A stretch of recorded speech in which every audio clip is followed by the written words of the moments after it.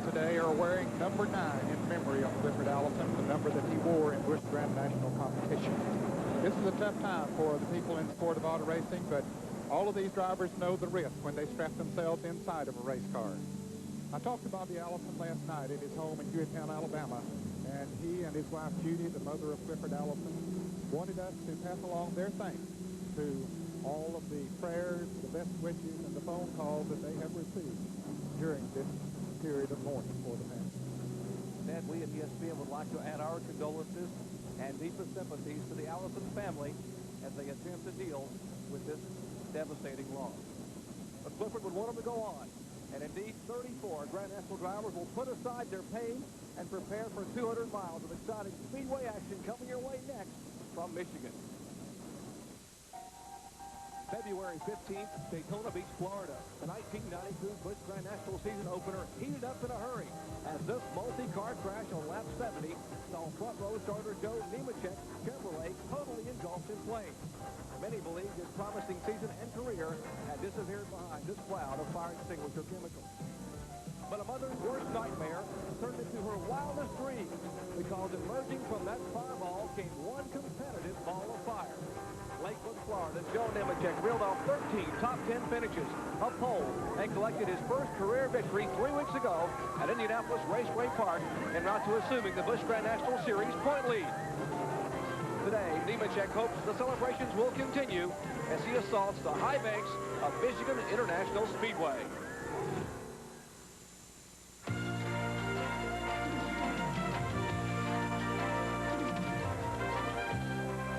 ESPN, the world's leader in motorsports coverage, presents Speed World. We welcome you live to the beautiful Irish Hills of Michigan, side of Michigan International Speedway, seen in today's NASCAR Busch Grand National Series Detroit Gasket 200. Hello everyone, I'm Jerry Punch along with two-time NASCAR champion Ned Jarrett. And you may find it hard to believe that in its 11 years of existence, some 320 events, the NASCAR Busch Grand National Series has never competed here at Michigan International Speedway. That is until today. And Ned, in 10 speedway races thus far in 1992, the Busch regulars have held their own. They've won 7 times. But today might be a little bit different. Well, it could be a little bit different, Jerry, but I'll tell you, I think the Busch drivers will certainly be competitive here today. They're there. They have the equipment now that they need to run with the Winston Cup drivers, and they've learned a lot about drafting and all of that kind of thing. But if there is one advantage that the Winston Cup drivers would have on this 2-mile track, would be drafting, and it certainly comes into play. You know, a lot of these Busch drivers have never seen this track before they came here this week, excepting on television. But remember Darlington when Robert Presley passed Harry Gant, the master of that racetrack? Of course, Jeff Gordon has a couple of super speedway wins, and so do several other drivers, so I think they'll be right there. Well, Ned, the debate continues. Will the Busch Series drivers hold their own? Let's check in and get an opinion from our John Kernan on pit road. Well, Jerry, Jeff Gordon has already shown in qualifying that he can more than hold his own. Back on Thursday, he won the pole 0.3 of a second faster than his closest competitor. But you know, Michigan International Speedway has a way of reaching up and fighting the inexperienced driver. Well, Jeff says he knows that. He knows that he can't push the car too hard or he'll wind up in the wall. But then again, he can't take it too easy because there are a bunch of guys starting behind him who will just love to have the opportunity to charge their way to the front. And for more on a couple of those hard chargers, let's go up pit road to Benny Parsons. John, we got to go back to row 11. That's where the second and third fastest cars in the field are located. They qualified on the second day, so they have to start 21st and 22nd. That's Ernie Irvin and Morgan Shepherd. Folks, I'm telling you, they're going to work their way through the field. They're going to get to Jeff Gordon, and they're going to teach this young man a thing or two about race car driving today. Well, as Jeff Gordon will get set to learn a little lesson about drafting on the high banks, we get set for Busch Grand National Series racing action coming your way to the high banks of Michigan International Speedway. We'll be back with the starting lineup and the green flag after this.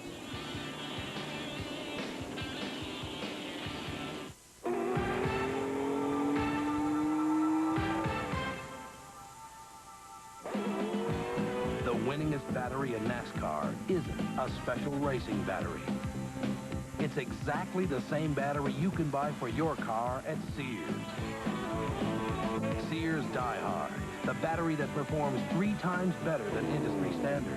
Die Hard, more power when you need it most. After all, who's gonna back you better than Sears?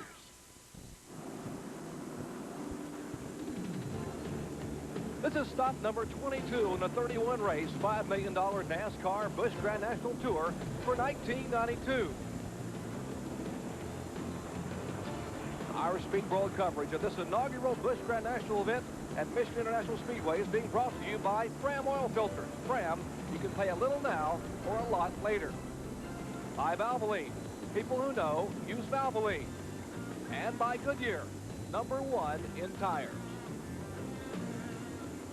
Let's take a look at our Sears Die-Hard starting lineup.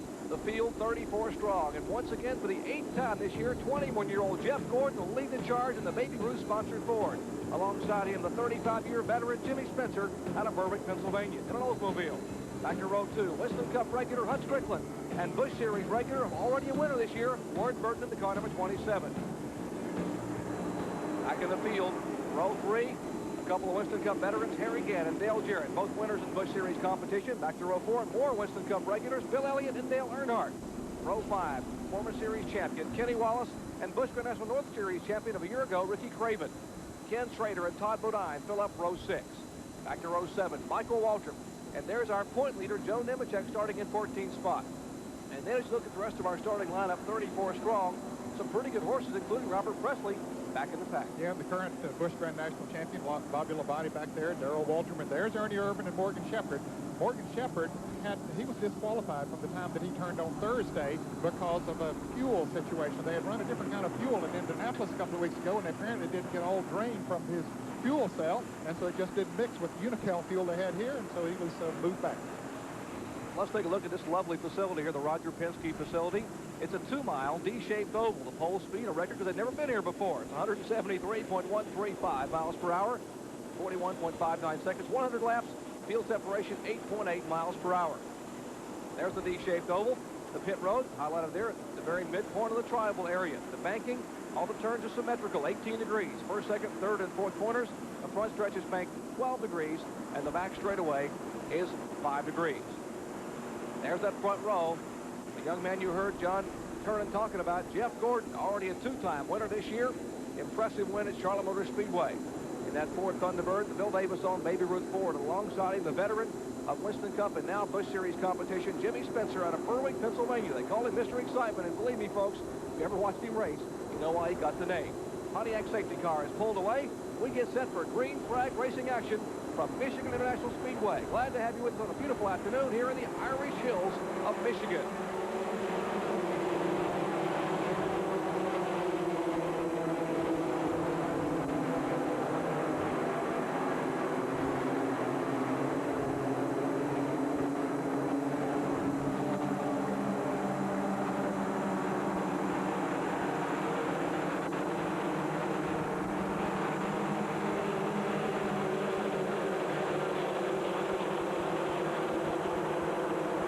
Strickland in the car number 92, the Stanley Tools machine, takes the spot on the inside in turn 3. So Strickland rides second, but the battle now is back for 4th spot.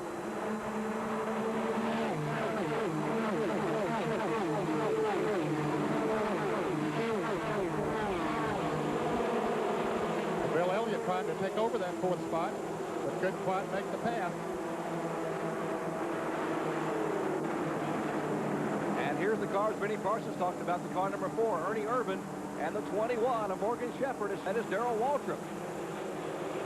They are back in 19th and 20th position as they begin to wind their way to the front. There's Morgan Shepherd.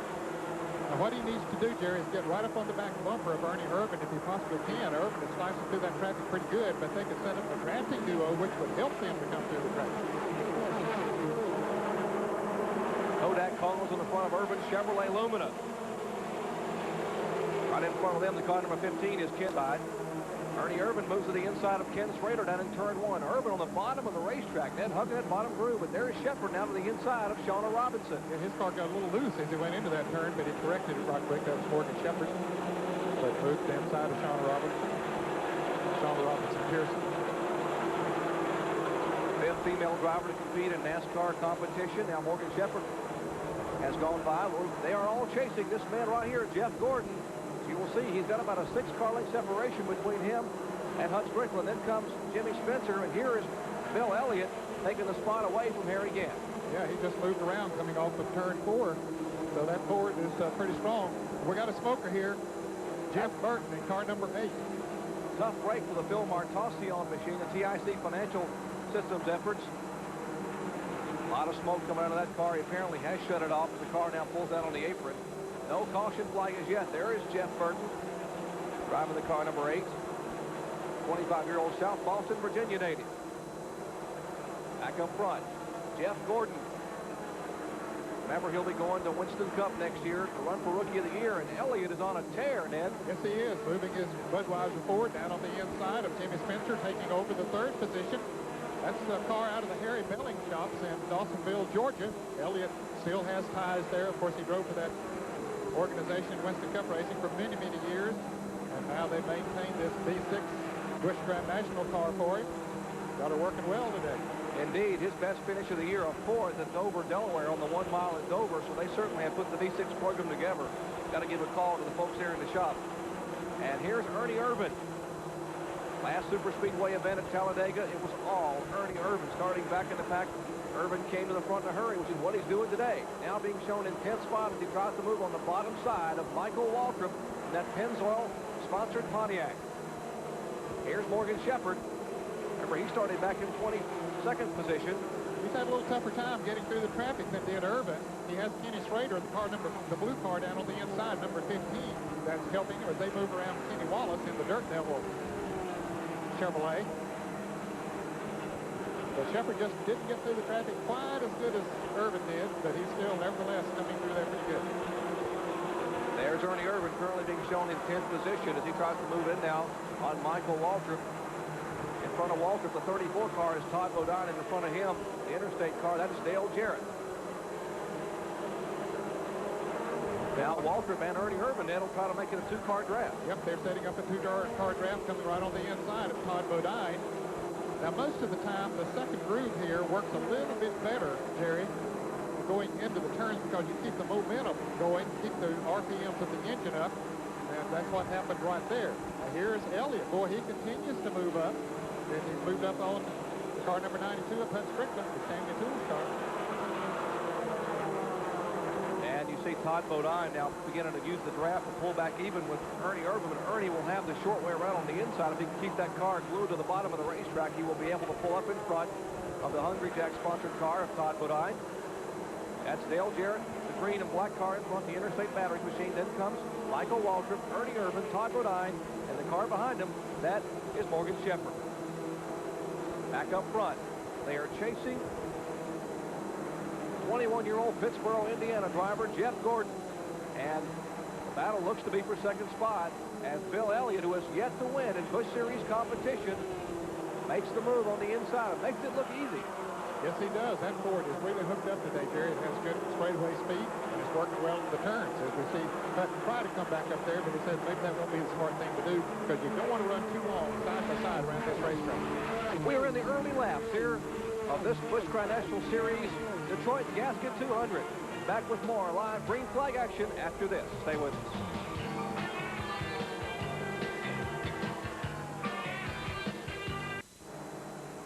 Back at Michigan International Speedway, lap 10 being shown on the board of 100, which will comprise this 200-mile event.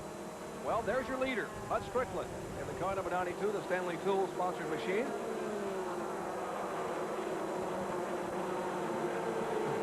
And we'll show you what happened as we went to break just moments ago. Bill Elliott on the bottom of the racetrack, Ned, was able to make the move. Well, he moved on the inside of Jeff Gordon, who had led since the green flag drop. But we see Hut Strickland coming up on the outside there. Then he all of a sudden decides maybe to follow Elliott through to make the pass on Jeff Gordon. And he pushes Elliott through. Gordon backs off, and then let's watch what happens after that. Here is Strickland coming down on the inside of Bill Elliott, and he touches him just a little bit, gets Elliott sideways. And Strickland just turns left. Elliott trying to correct his car up there. And 2 other cars go by, including Jimmy Spencer in car number 20. And an outstanding job by Elliott to save that car. You got to realize, folks, he was over 170 miles an hour. This is the 3rd fastest track that the NASCAR teams go to behind Daytona and Talladega. So at over 170 miles an hour, an outstanding effort just to keep the car going straight ahead. Yes, it was an outstanding effort. And Bill Elliott knew that he didn't want to. Here's Morgan Shepherd, who made a gallant run up through the pack.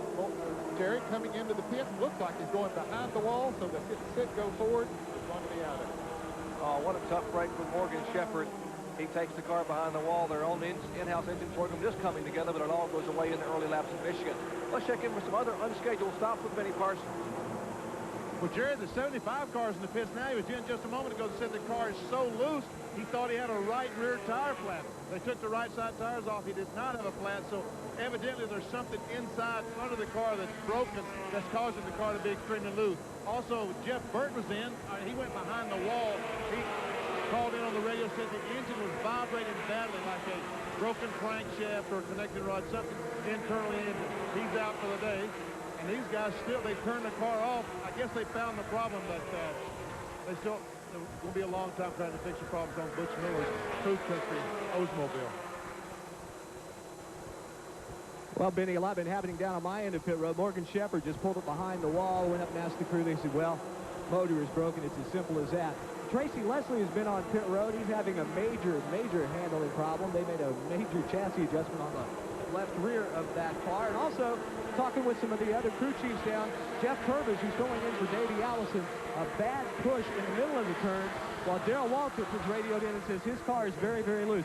Remember, the guys, the 2 days of practice they've had under cloudy skies, it's now sunny, so the track has changed. Well, it's actually it's almost on fire if you're Ernie Irvin. You talked about a ball of fire at the head of the show with Joe Nemechek. Ernie Irvin is coming in a hurry. We had a 5-car battle there, second through sixth place they had, and now they filed out single file into turn 3. And Ernie Irvin has come all the way from 21st position up there to battle the lead pack, now trying to move inside on Jimmy Spencer to take over the 3rd position. So the Kodak Film Chevrolet of Ernie Irvin is really working. Gets around Spencer now, sets his sights on Harry Gann in the car number 7, who is running in 2nd place. They were a little bit concerned that this car would actually work. This is the car they rebuilt after that devastating early lap crash at Atlanta, as now Irvin goes beneath Harry Gann's Max Tool Chevrolet. Aaron Chevrolet Lumen is battling door to door, and Aaron chasing the Chevrolet up front with Hut Strickland. So those cars run side by side. Now Gann is going to beat Irvin into the turn, but watch Irvin go down to the low side of the racetrack, where he's been doing it every time. Harry sort of covered that position that time, but now he slips up a little bit, and here comes Irvin. That's where he's making up his time, coming off the turn. And he slips up in front of Harry Gann, takes over position. Here's a 3-car pack back in the pack. Dale Earnhardt's Goodrich Chevrolet leads Michael Waltrip. And the 29 car, the Purex detergent-sponsored machine. That's the Oldsmobile of Phil Parsons. Good run for Phil Parsons here early on. They are 7th, 8th, and 9th. Yeah, he started 15th, Phil Parsons did, and now working his way up to 9th. Looking to head further up through the field. Phil has not run any of these Busch Grand National races. His own car, works on it himself, and they take the measure of Dale Earnhardt, or Michael Waltrip tries to, and Phil Parsons got to try to push him right on around as they go into turn 3. But Michael has to back off down on the low side of the track. Now Phil says, well, maybe I need to be up here on this 2nd group. You're right, Ned. Only Phil's 5th start of the 1992 season. Had some pretty good finishes. 10th at Atlanta, 10th at Charlotte. Had a good run going at Darlington. Carrying the new Purex colors here at Michigan. Now, let's see if Phil Parsons can make it on the inside. It looks like Michael Waltrip and Earnhardt have the draft. Now, we'll see if Ernie Irvin, as he closes in on the car number 92. That's Irvin in the car number 4. Hut Strickland, the 92. The battle for the lead down that back straightaway. And doing it without a drafting partner. He just gets down on the inside. That car really comes up off the turn, gets good traction coming off the turn. You can see Hut can pull back even with him in the center of the turn. Ooh, they almost touch. Ernie almost lost the car. Got a little bit loose coming off the turn. So he'll have to try him again now going into turn 1. And that gave Harry Gann an advantage to be able to close in a little bit. It could be a 3-car battle as Gann decides. Ooh, somebody's smoke coming from Ernie Irvin's car as it went into the turn. A lot of smoke from Ernie Irvin's car. Apparently the engine has gone on it. Boy, Harry Gann had to get out of it in a hurry. He was right on Irvin's back bumper and said this could have been trouble. The caution is out. And what a break. What an unfortunate break for Ernie Irvin. The last time he ran this car in Atlanta, he was involved in a 9-car crash in the early laps. And now, after moving all the way to 2nd spot, the engine lets go. And yes, they are despondent in the Irvin pit, and rightfully so. But what a gallant effort he made. It was exciting while he was there. Let's go down to John Kernan. Jerry, first they thought that, yes, he did, in fact, blow the engine. Right now, they're going to have him try and make it around back to pit road. They think maybe just an oil line popped off. We are under caution. they can get that fixed and no damage to the engine, well, who knows? They may be able to still be in contention. Yeah, John, that car does look like the engine is running, so it could be that an oil line or maybe an oil filter or something of that nature. So he came around at a pretty good speed. And Jay Smith, the crew chief on that Ernie Irvin Kodak Chevrolet, will be there to attend that car. The Carl Wegner V6 engine, and there's Jay and the crew. They will raise the hood. Let's check in with John. Ernie has shut the engine off. Tony Glover, and who works on Ernie's Winston Cup team, also sticking his head in there, looking around, checking around the oil lines. Can't see yet if they have found it, but they do have a big wrench out now. They are tightening one of the fittings, and also coming back to get another wrench out of the toolbox to check another fitting. So possibly they may not be done for the day, guys. We'll just have to wait and see if they can get this problem fixed. And Jerry, you wonder if Harry Gann will have to come in and get his windshield cleaned, because he was right on his bumper when we saw all that smoke coming out. And whether there was any oil in it or not, don't know. We'll check in on the Ed Whitaker pits and see what Gann's strategy will be as we are in the early laps here at Michigan International Speedway. Caution number 1 coming out for Ernie Irvin, apparently showing a lot of smoke. And as you heard him, they have refired the car down there. And you see the Kodak crew, Tony Glover and some of the Winston Cup crew, Johnny Townsend and them standing there. As the pits are now open, they're waving the green flag, signifying that they will be allowed to pit if you would like. 19 laps in the books. As you see Ernie Irvin's Kodak Chevrolet headed down pit road. And Ned, most of these cars will be able to make it at least to the halfway point on fuel, but a few now will peel off and head down pit road. Among those, Dale Jarrett as he comes down pit road, and Kenny Schrader in his Chevrolet. Yeah, I think Jarrett's car was getting very loose. He had dropped back several positions. Kenny Schrader apparently not happy with his car the way it was handling, so they'll come in and make some adjustments on it. Ricky Craven in the car number 99 down pit road. Shawna Robinson. You see pit road now getting busy. These cars really had nothing to lose. They're back toward the back of the pack. They can come in and make a pit stop. You see John Irvin and the crew now working on the Interstate Battery Chevrolet of Dale Jarrett. First time they've run since in a Busch Grand National race since the race at Charlotte back in May. We're in the early laps here at Michigan International Speedway, working the first caution flag of the day due to a lot of smoke and possibly some oil from the Ernie Irvin car. Back with more High Bank Racing after this. Stay with us. Back at Michigan International Speedway, the Detroit Gasket 200. Early caution flag here for some smoke from the Ernie Irvin car, who again has been on pit road once again. Let's check in with John. Well, Jerry, fortunately for the team, they have not lost a lap. They've been in here a couple of times. They just checked the breather. They also checked up underneath to see if there might be a leak coming out from underneath the oil pan. But they cannot find a leak right now. You can see the oil on the inside of the frame where it is sprayed out from somewhere, but they still cannot find the leak. And they're awaiting Ernie's arrival on pit road. Maybe we can get a further update once he does get in here. And he's coming back to you right now, John. The Kodak crew once again taking a look and trying to. We don't see any smoke out of the car, but maybe it was an oil line or just a coupler coming loose there, Ned, and spread a little oil out. But they will come across the wall once again and take a look at the front of that car. Well, it happened pretty quickly. You know, if it was a valve cover gasket leaking or something like that, you wouldn't see it as dramatic as it was when he went into that turn. In fact, it looked like that he just blown the engine, but obviously that was not the case because it's still running and apparently running okay. But something happened that it just started smoking very severely. The field is coming out of turn 4 now. They have the hood up. They've almost gone a lap down twice while they were in there. Of course, they have somebody watching to be sure they know where the pace car is. They put the hood down once again, so they'll send it back out. Well, there are still 20 cars in the lead lap, and he's going to have to hustle as they get the hood down. And you see the pace car on the left of your screen. That's the Pontiac Grand Prix. They will have one lap to go when they hit the line, so we'll take this break and come back with more green flag racing action from Michigan International Speedway. After this, stay with us.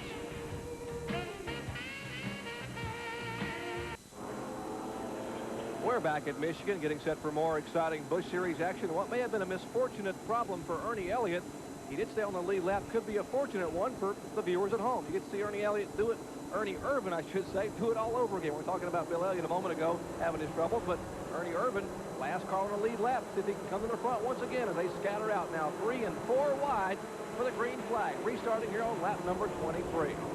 Well, they were 4 wide there for just a moment. They were told in the driver's meeting that they could pass on the inside on restarts, and Phil Parsons got himself a very good start on that restart.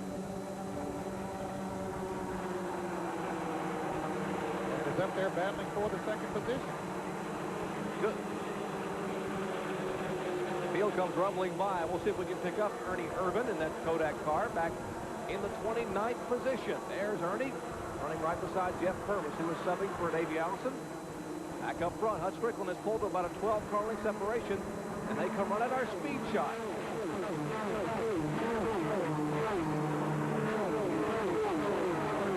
Over 180 miles an hour as they come right at you. Phil Parsons now falling back in line. Good run for Phil Parsons. He's chasing now Bill Elliott and Harry Gant in turn 1. And Phil needed to get back in line there, and he knew it. His spotter told him, okay, he got an opening, but he's not content sitting back there. And here's Kenny Wallace. Apparently something wrong with the Dirt Devil Chevrolet, car number 36. Boy, he's had a tough year this year. Certainly, his Chevrolet Lumina slowing. It could be a blow to his point standings championship hope. One win this season coming up at Martinsville Speedway, Claire Earl's facility. He was back in 5th spot in the point standings. This will hurt him if they can't finish today, but he's slowing on the track. Meanwhile, Hut Strickland leads the charge. Gant, Elliott. And here comes a move on the inside by our pole sitter, Jeff Gordon. See Papa Waltrip's car dancing around back there in the air. He don't know which one to follow. Now he decides to go the high route and follow Phil Parsons. It's tough down on the inside, especially after the tires get heated up. And here's Bill Elliott doing okay down there for the moment. But as those cars, Harry Gant on the outside under Matt Cooley's car number 7, Bill Elliott, the Budweiser Ford. Earnhardt looks like he's pushing Gant. Now he decides maybe I ought to go with Elliott. But as they go, here comes Earnhardt down on the inside. But while they were running side by side, that just made Hut Strickland go that much farther away. 3 wide, coming out of turn 4 and making 4 wide as Michael Waltrip goes to the apron of the racetrack. And what a move by the Pennzoil Pontiac. He probably scared a few folks behind him and maybe even himself, but he made the move work as he pulls up behind Dale Earnhardt, headed for turn 1. But he has to feel so good when he came out in front. He said he has to look up in his rearview mirror with a big grin on his face. Now here's you see Jeff Gordon sort of dart in up towards Phil Parsons. Michael goes all the way down to the bottom of the racetrack. He got a good run. He picked up some draft off those 3 cars and just shot right by them. Outstanding move by Michael Waltrip. That's the kind of moves he made all day long at Talladega to come home in 2nd spot for that Pennzoil sponsored machine. Now he finds himself back in 4th position. And here's the current winner, Busch Grand National champion, the Slim Jim car of Bobby Labonte in the pit. Bobby Labonte making his 100th career start. Over 53% of his starts have been top 10 finishes. An impressive record for that young man who will possibly be going to Winston Cup next year. Here are 2 Winston Cup veterans. You see them battle every Sunday afternoon on ESPN. The 11, the Budweiser car of Bill Elliott, the 92. That's the Mac Martin-owned Stanley Tool Chevrolet of Hut Strickland. So Bill made a good, solid, clean pass, and they didn't touch that time. And now has taken the lead. He took the lead once before, but he and Hut Strickland got together just a little bit. Hut just barely touched it, but that sent Bill into a little bit of a slide and put it back in the field. But now he's worked his way back up there, flexing the muscles. And Ernie Irvin has taken the Kodak Film Chevrolet to the garage area. Apparently they could not find that slope problem, so he's out of the race. In 7 starts this year, Bill Elliott has only led 5 laps. The car has just not been that competitive. It's been competitive, but not as well as they'd like to be. But today, he's shown at the front of the field. Where's our pole sitter? Jeff Gordon, maybe Ruth for Thunderbird. They are 3 abreast back there, and Bill Parsons continues to make the moves in the backstretch. Doesn't have a lot of horsepower, but he drives it deep in the corner, it seems like, and holds on for that draft. Boy, he does. And see how far back Jeff Gordon has gotten back in that traffic, Jerry? When he was out front, he was good, but he might be a little bit loose now. He has gotten in that traffic here in Harry Gant and Michael Waltrip running side by side with those 2 yellow cars. We're going to show you battles all over the track, folks. Michigan International Speedway, we talked about how competitive it's always been for the Winston Cup ranks. How about the Busch Series? And boy, they're showing they should have been here a long time ago with this kind of racing action as Elliott leads him down the backstretch. I couldn't wait for this race to happen, Jerry. I knew that it was going to be. We see these Busch cars are so competitive everywhere they go, but then to get on a good wide track like this where drafting is such a key factor and see them jockeying around, they can run 3 and 4 wide as we've already seen. I knew it would be a great show. And then even the Winston Cup competitors in the garage area said, we don't want to miss this one. If we're not going to be racing, we want to watch it. This one should be a dandy, and indeed it is. Here's Todd Bodine down on the inside of Jeff Gordon. The Hungry Jack entry of Todd Bodine, but had to back off going into the turn. Todd Bodine, already a winner once this year of Nazareth, Pennsylvania, picked up a pole at Dover. That's a car number 34. The Frank Cece and Scott Welliver on machine. In front of them is Ward Burton in the car number 27. So it's Burton, Then comes Gordon, then Bodine. 7th, 8th, and 9th position. 3 Busch Series regulars. 3 of the superstars of tomorrow battling out of turn 4. 18 degrees of banking as they come at you. This 2-mile D-shaped triangle. Gordon got a good run off of turn 4, but he couldn't make it stick. That outside groove is the place to be right now. Here's a pass for 3rd position, or about to be one. Dale Earnhardt holds on to that position. Harry again trying to take it away.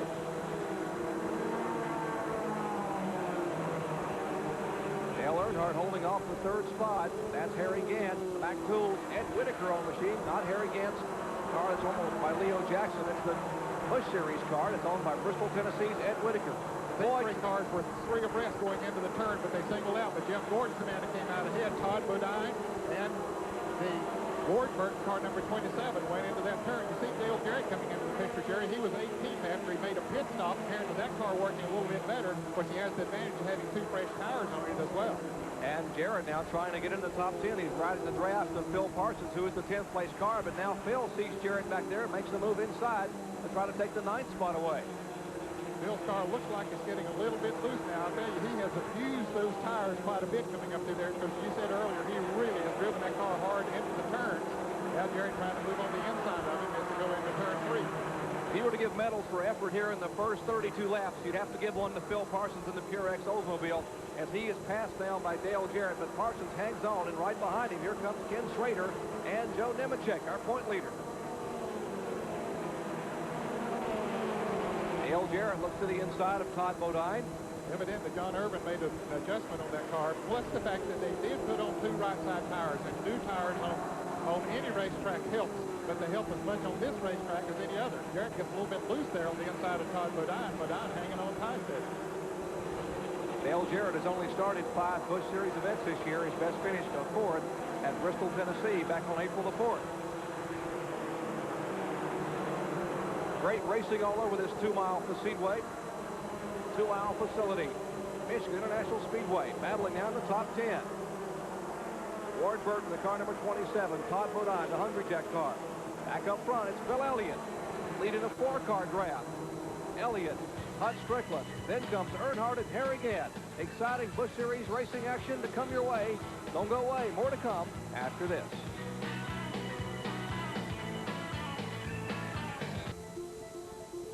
Around the world, around the year, ESPN Speed World brings you over 1 million miles of award-winning coverage. Today, we're in the Irish Hills of Brooklyn, Michigan. 2-mile Michigan International Speedway. And we're under caution for the 2nd time today. And it's because of Smoker, another one, and this time it's Robert Presley having troubles with the Alliance Trucking Oldsmobile. And Jerry, we might see pit stops here, I don't know. But 3 of the guys that are in the top 5 in the point standings having problems here. Robert Presley got on 5 cylinders. Kenny Wallace, we've already seen him in the pits with trouble. And also the car number 44 of Bobby Labonte. Now let's go to the pits and Benny Parsons. Benny, will they make pit stops? I believe so, Ned. I'm in Bill Elliott's pit, the Budweiser pit, and they're getting ready like they're coming in. I don't know if they're trying to fake out the other crew members or what, but I think they are coming in to make a pit stop. They got to stop sooner or later because these cars are not going to run 200 miles on 1 tank of fuel, and I guess it's speed time at the zoo, right? I can't see the entrance to pit road, but it's, from what I hear, they're all coming in. And I am in the Elliott pit. They're getting ready. The NASCAR rule today, you can change 2 tires per caution flag. So they'll only be able to change 2 tires. These 2 pits away, the crew goes over. He's handed a cold drink. Fuel is going in. Car going up. Now they're scraping the rubber off the nose of the car so that the air will get in through the radiator and cool the thing. Light signs is done. The car's down. Away he goes. And meanwhile, behind him, Dale Earnhardt stalls the engine on the Goodrich Chevrolet. They push him off. He gets it started, and away he goes. And meanwhile, it looks like everybody's going back out. There goes Phil Parsons, Michael Waltrip, Kenny Schrader, Shauna Robinson, Tom Peck, Joe Nemechek, Tommy Houston, Chuck Mound, Darrell Waltrip, Ricky Craven, Dave Resendez. Here comes Jeff Purvis. Lord, did they all pit in? Just about all of them. I believe, Benny, that were in the lead lap came in. Almost everyone but the safety car with Elmo Langley aboard, and he'll pit next time by.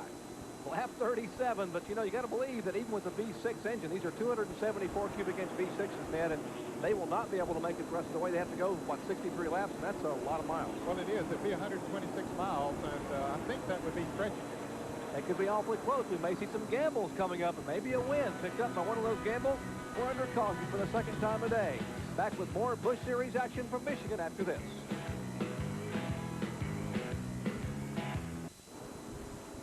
And you can add to that great schedule live competition tomorrow. The Champion Spark Plug 400. That's Dale Jarrett. Remember that exciting finish a year ago? Ned will never forget it. Of course, Dale Jarrett being able to beat Davey Allison by a scant 8 inches. That's live coverage at 12:30 p.m. Eastern Time from right here at Michigan International Speedway.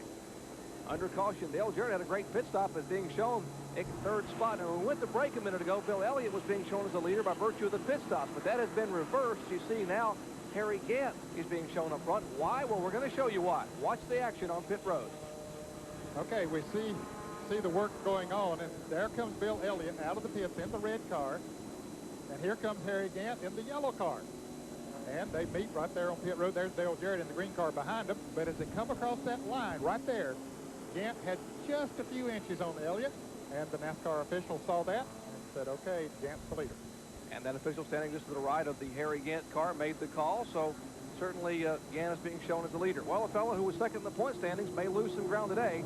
He's with Benny Parsons. Jerry, I'm down with Robert Presley, as you said, was second in the Busch Grand National point standings, and it's not good. You're standing here with me. Yeah, it's not. You know, the Lights Tractor Trailer Training Center Oldsmobile was running great. And, right before that caution, I called in and told Ricky, you know, I was smelling a little bit of oil in the car there. And whenever we went back green, things started messing going down the straightaway. So we're getting a little bit of blow by somewhere. So they're going to look at it and see if we can't go back and run a couple more laps or something anyway. Maybe you are going to run a couple more laps. Yeah, we're wanting to, you know, try to keep up in these points here. You know, we're getting down to showtime now. Okay, John Turner, what's happening on your end of pit road? Bobby Labonte has just returned to action after replacing distributor Kenny Wallace, Benny. They think they may have broken the crank. They have parked it for the day, and the reason Ernie Irvin decided to park his car, it began blowing out oil once again, so rather than damage the engine further, they decided to take it back to the garage area. Well, guys, 3 of the top 5 in the point standings having trouble already. Robert Presley just talked a minute ago. The Alliance Training Center's Oldsmobile, he is behind the wall. Bobby Labonte has had his problems, and Kenny Wallace may have parked it. Troubles up front in the Busch Series points. We're getting set for green flag racing action coming back at you. Lap 41 of 100 in this 200-mile event. Harry Gant gets a good jump here on Bill Elliott as the green flag waves. Side by side between Jeff Gordon and Michael Waltrip for the 4th place going into turn 1. Jeff Gordon, Baby Ruth Ford down on the inside of Michael Waltrip and Jerry. When they run side by side, that lets those 3 cars up front pull away. Now Earnhardt picked up the draft up there on the outside. 3 abreast here as Jimmy Spencer, Mr. Excitement, lives up to his name. And Jimmy, the pavement's where you need to stay, my friend. Almost on the grass coming out of turn 2. And here's Dale Jarrett taking a page out of the Spencer book as he makes a move to the inside of Elliott and Harry Gant. Remember that tire change? You talked about John Irvin making a chassis adjustment on the Interstate Batteries car. Door to door as they head to the tribal area. Well, Jerry, when he came in during the other caution, he put on right side tires. This time he took on left side tires, and that might be the tip. He goes down on the inside once again, moves up beside of Elliott, but still can't quite do it. Remember the finish a year ago in the Winston Cup race?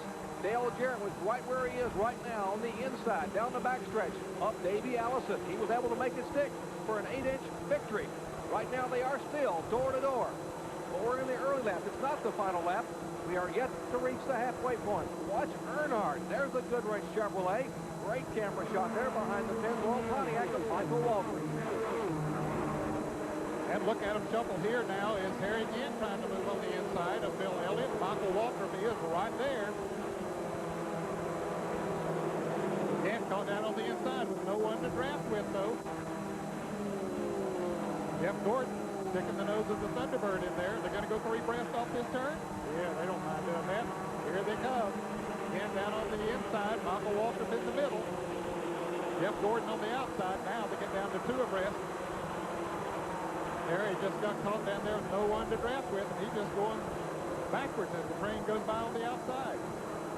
And that 29 car, Phil Parsons, the Purex sponsor car, still hanging in there. 3 abreast, nope, not quite. Gant closes the door on Hunt Strickland. So the Pennzoil car, Michael Waltrip, then comes Phil Parsons, Todd Bodine. Harry Gant is there in the car number 7. and behind him, Hut Strickland, the early leader.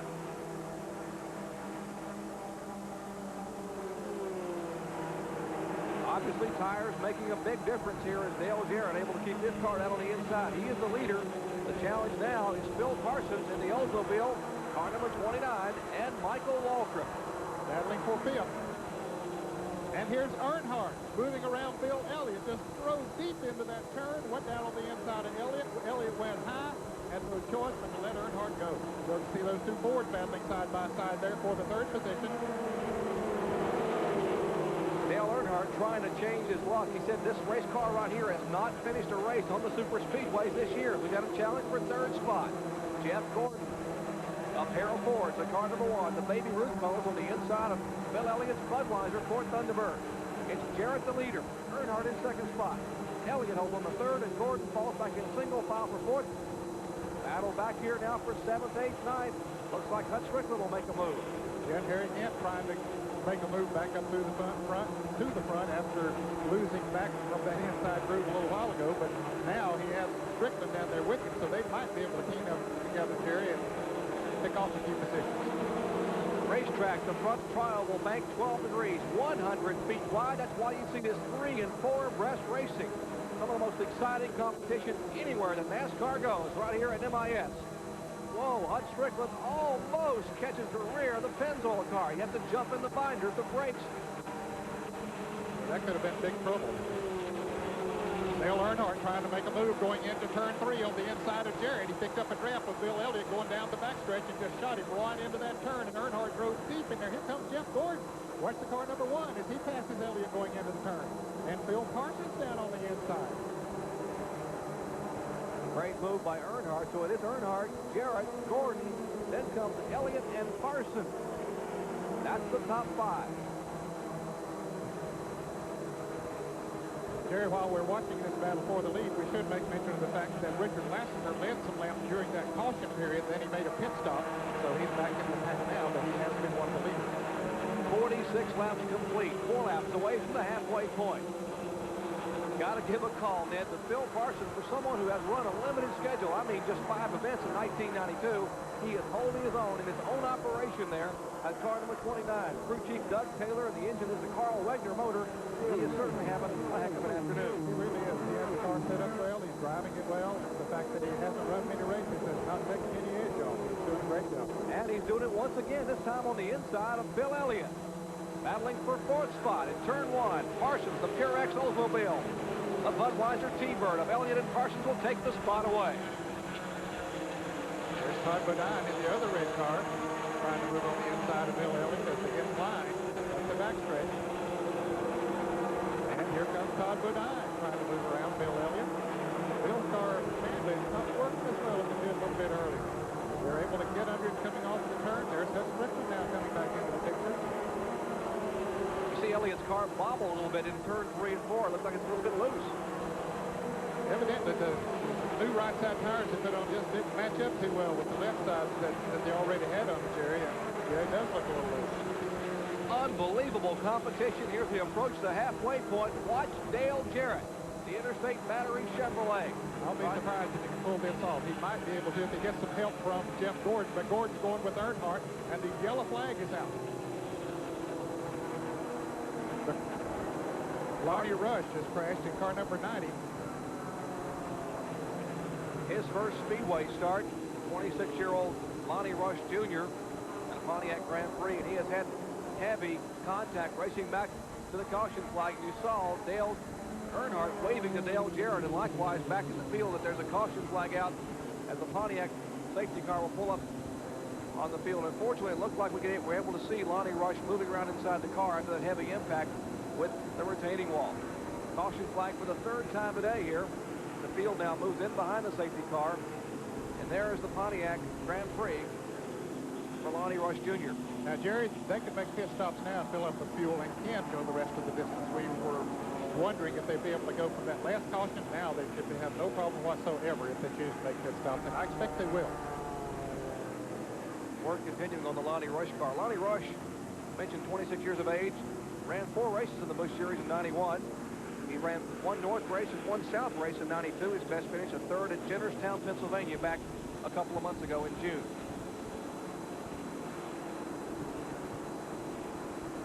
Earnhardt playing with the pace car again, as they've seen him do a lot of times in the past. But I expect he'll come in and take on 11 on left side tires. The pits are closed right now, but he has that green flag. The official has the green flag in his right hand, and I expect when we see them come off the turn 4, he takes down the closed sign and waves the green flag, so it is open. I think we'll see him come in. All of them will take on left side tires, excepting Dale Jarrett. He'll take on right side tires. It'll be 50 laps complete this time. As you see, Dale Earnhardt leads the parade down pit road at the halfway point. Dale Jarrett will be making his way into the pits where Benny Parsons is standing by. Well, John Irvin and the crew are waiting on him, and there goes the pace car by, leading the cars down pit road. Meanwhile, Dale Jarrett slowly coming down. We see Dale Earnhardt on the top, the 18 on the bottom. Dale Jarrett comes in the pit, stops the car. John Irvin goes back to the left rear and is taking another round of wedge out of the car. That's about 3 rounds of wedge he's taken out of the car. Right side's on Dale Jarrett's car, left side on the 3 car. Jarrett gets the car, he almost stalls, he leads, but there goes Earnhardt, and Elliott beats him out. Dale Jarrett, then Harry Gant, and Phil Parsons, Todd Bodine. Now, this is exciting stuff. Pit stops, the order of the day here at the halfway point. We're under caution for the 3rd time today due to an accident involving a car over in turns 1 and 2. Back with more exciting green flag racing action after this.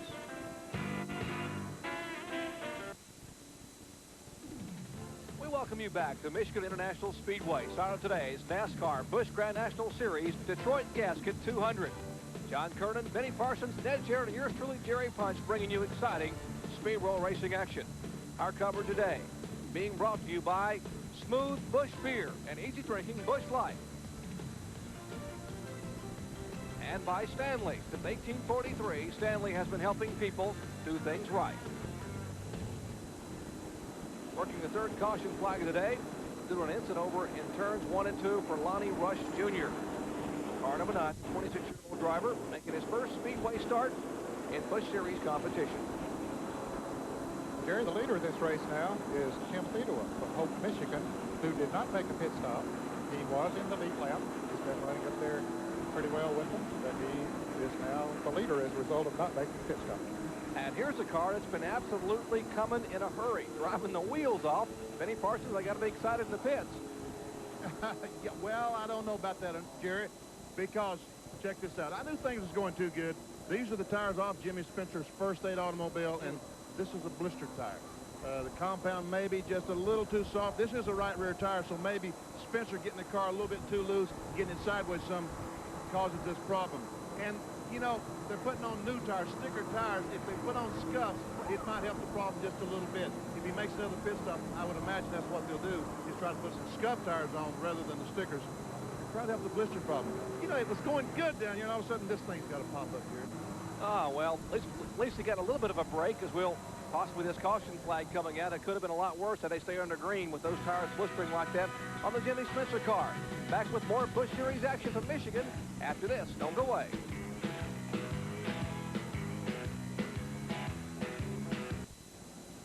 We welcome you back to the Detroit Gasket 200 Busch Series event at Michigan International Speedway. Under caution for the 3rd time today, our AutoZone race summary. As of the halfway point, Dale Earnhardt was the leader and led just 5 of 50 laps. There were 9 leaders, 8 different changes, and the average speed a little over 132.9 miles per hour.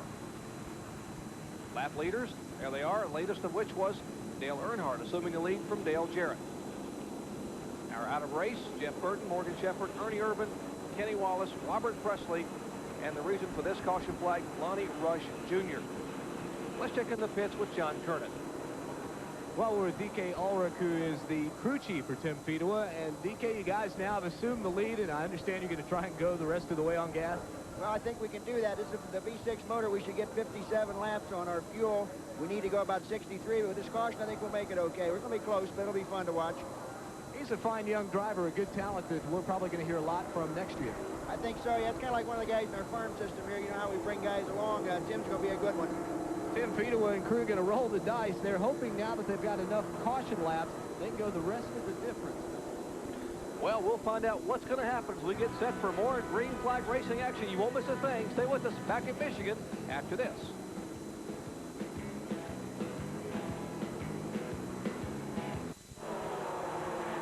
We have just gone green flag racing here in Michigan as Tim Feeder with a yellow car on the right of your screen was our leader, but unfortunately, a half a dozen, make it 5 cars have gone by here in lap number 1, back to green flag racing. Well, Jerry, with the fresh tires on those cars, all 4 of them that passed him, you know, it was inevitable they were going to get him right quick. In fact, 5 cars passed him on that first lap. Jeff Gordon being shown as the leader in the Baby Ruth Ford Thunderbird. Dale Earnhardt's in second spot. The battle now looks to be back for third. The Interstate Battery Chevrolet of Dale Jarrett. And the Harry Melling-owned Budweiser machine, that's Bill Elliott. Yeah, that's Harry Melling owns that car. It's out of their stable in Dawsonville. Yes, indeed. Dale Jarrett might have even lost himself back to 5th position from 4th there as Bill Parsons chose to go with Bill Elliott in the draft, and Dale's been there without him in the draft with him.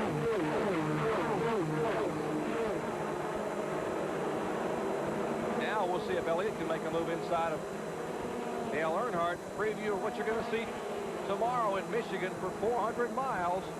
Elliott and Earnhardt battling in the banking here in turns 1 and 2. They're chasing the youngster, though, and he holds on to about a 3-car length separation. We're talking about Jeff Gordon in the Baby Ruth sponsored Ford.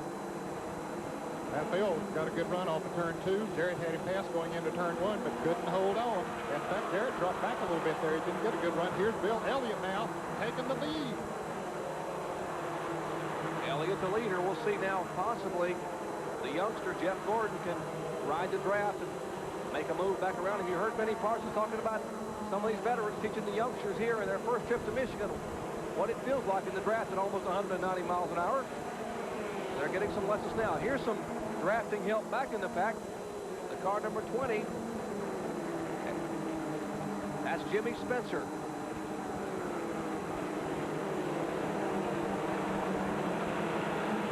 We see Tommy Houston there running an Oldsmobile here. He's been running Buicks for years, but they're talking about going to Ford. Understand Tommy may have a Ford as soon as Charlotte coming up in October. There's Jimmy Spencer. And he'll run a Ford at Bristol in a couple of weeks in the Budweiser 500, a Moroso car. Apparently he's going to run a Ford in the Winston Cup race here, sponsored by Food City of Bristol. So that is correct. Side-by-side racing.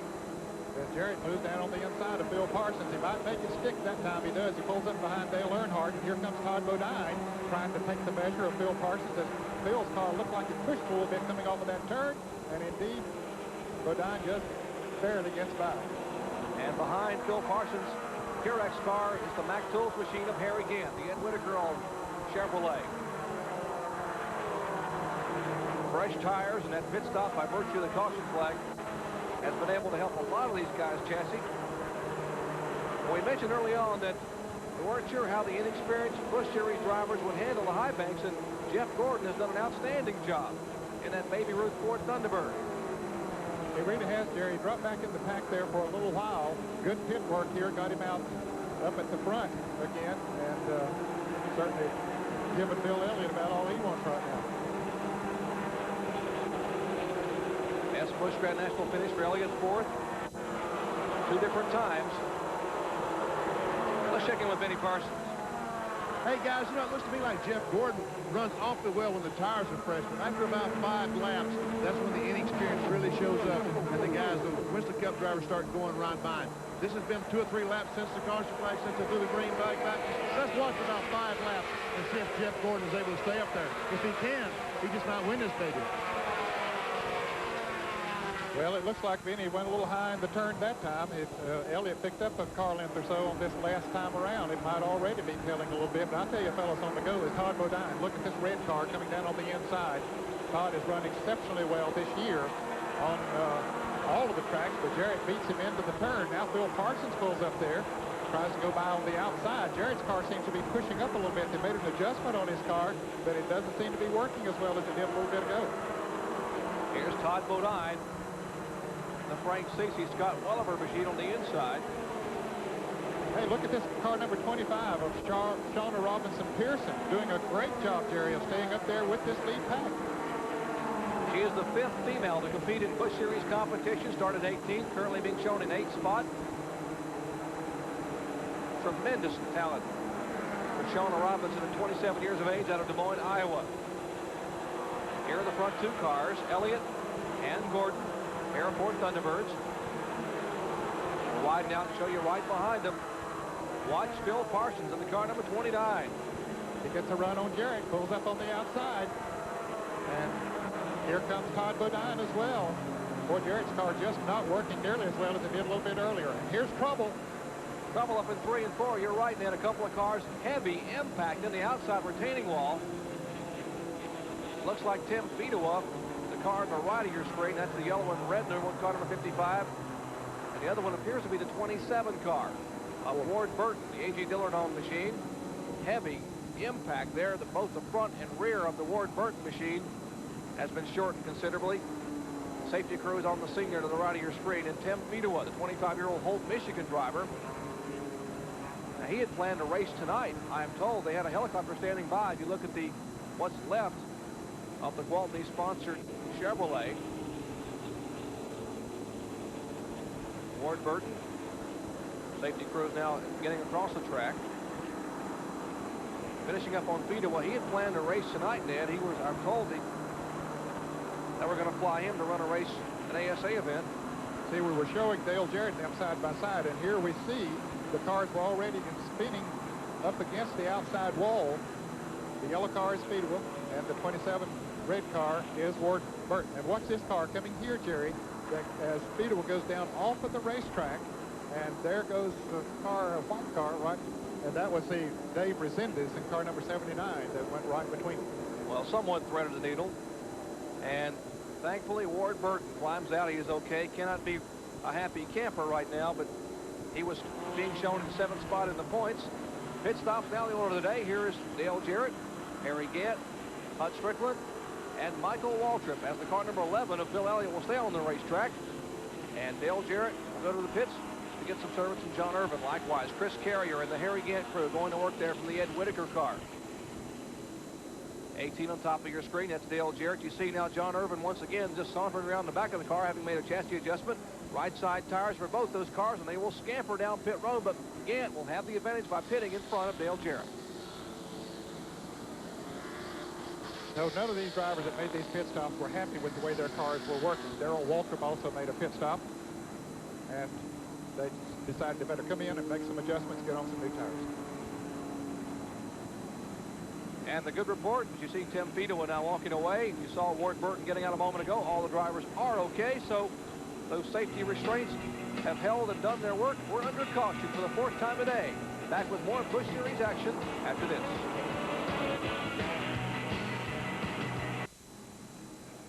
Back in Michigan under caution for the 4th time today. An incident up in turns 3 and 4. Ward Burton and Tim Fedewa both okay. Work continuing there on Ward Burton's car, the Gwaltney-sponsored Chevrolet. A lot of action yet to come your way this afternoon on ESPN. The Firestone Indy Light coverage coming up at 3 p.m. The Thriftway ATP Tennis at 3:30. Induction ceremonies for the Motorsports Hall of Fame at 5:30 p.m. From horsepower to hoof power, Budweiser racing across America at 6 p.m. at Sports Center. All the scores and highlights from around the world at 7 p.m. tonight, Eastern Time.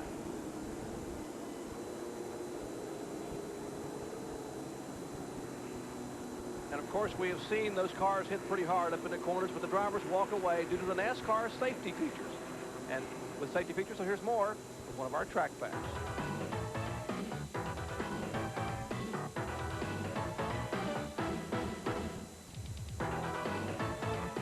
Track facts are brought to you by Quaker State. The big Q is One Tough Motor Oil.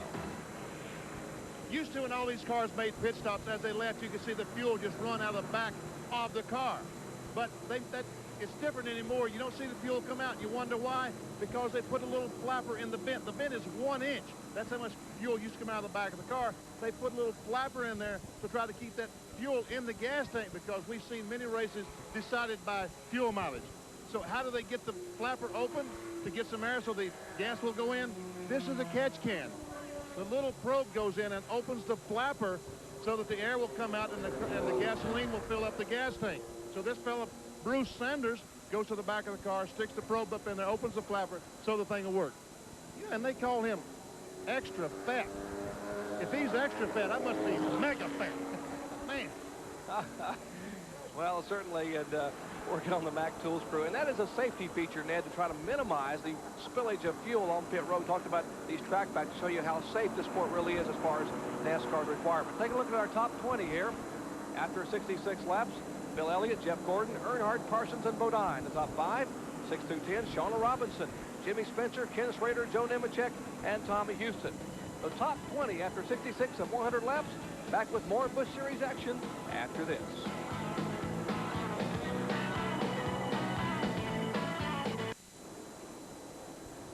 And we're back at Michigan International Speedway, where tomorrow, of course, you'll be able to see at 12:30 p.m. Eastern Time, live flag-to-flag coverage of the Champion Spark Plug 400. Alan Kawicki picks up pole number 3 of the year.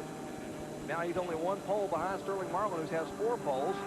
Of course, Kawicki 2 wins this year, coming at Bristol, Tennessee, and Pocono, both on ESPN. And Ned, should be a heck of a shootout tomorrow. Kawicki and Martin on the front row. And just a thousandth of a second separated their qualifying time. And also exciting was the fact that Dale Earnhardt will be starting dead last in the field. He is being shown back in 43rd position. And he requalified today. He didn't make the top 20 yesterday, requalified today, but in the post-qualifying inspection, the car was found to be a little bit too low, so that time was disallowed, so he had to take a provisional spot to go to the rear of the pack. Well, it's not as if racing in Michigan isn't already exciting enough. We get to see Dale Earnhardt come from 43rd starting spot and try to get to the front in a hurry. Yes, 6 of the top 8 qualifiers were Fords. In fact, 7 of the top 10 were Fords. Kawicki, Martin, Davey Allison, Ken Schrader, Ernie Irvin, the only 2 Chevrolets in the top 5. Morgan Shepherd, Bill Elliott, Sterling Marlin, Darrell Waltrip, and Brett Bodine rounding out the top 10 in qualifying. That's tomorrow at 12:30 p.m. live flag-to-flag coverage of the Champion Spark Plug 400. Jerry, as we get ready to go back to green here, we saw the top 20 as we went to the break there a moment ago. There are 2 other cars that are in the lead lap. Michael Waltrip is 21st and Darrell Waltrip is 22nd. So 22 cars still in the lead lap. Bill Elliott will have the Budweiser colors at the point as they get set for green flag racing. A pair of Thunderbirds. Green flag is waving. And here they go for rear breast down into turn 1 once again.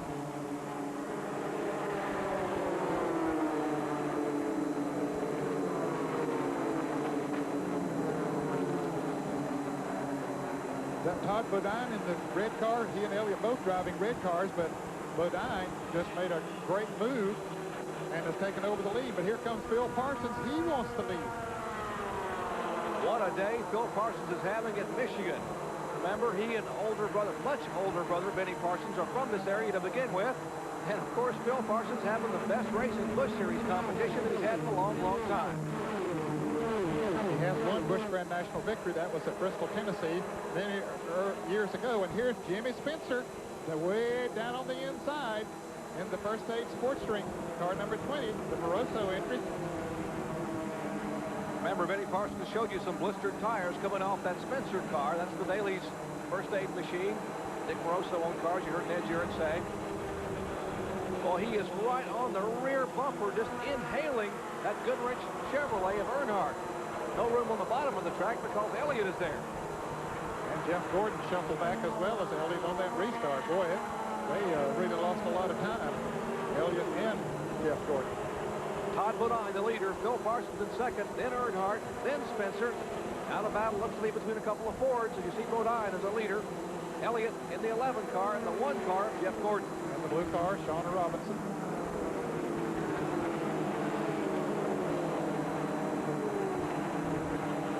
A lot of good mix here of experience. A lot of young drivers. A lot of experience chauffeurs. Now Phil Parsons apparently gets called down to the track, costing a couple of spots. With Bill Elliott and Jeff Gordon running side by side, that is going to allow somebody else to catch up or even allow that front pack to get away if they aren't careful. Got to give a call to Shauna Robinson in the car number 25. That's the Polaroid high-definition Oakland with the blue car. You see the top of your screen with the white number 25 on the side. Only her 6th start in 1992. Her 12th Busch Grand National start overall, and she is showing right now in 7th spot.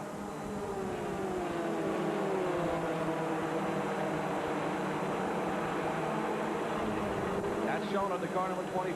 Her best finish was her first start this year at Volusia County Speedway. Coming up on the half mile in Daytona Beach, Florida, or Barberville, Florida on July 4th. A sponsorship from Polaroid. That's the Don Beverly old Oldsmobile, crewed by Bobby King and the crew. Holmes and Eames engines.